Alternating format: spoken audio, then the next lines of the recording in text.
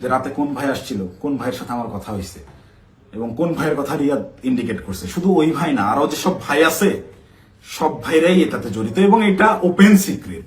এই সকল ভাইরা, এই যে আমাদের আসিফ মাহমুদ সজীব ভুইয়া ভাই সেদিন যে সিএফ মোটো বাইকটা নিয়ে আসছে, এই রাত্রেবেলা বাইক রাইডিং করতে এসে গুলশানে আসছে, ওই ওয়েস্টিনে 5 স্টার হোটেলে ছাড়া সে বসে না কোথাও।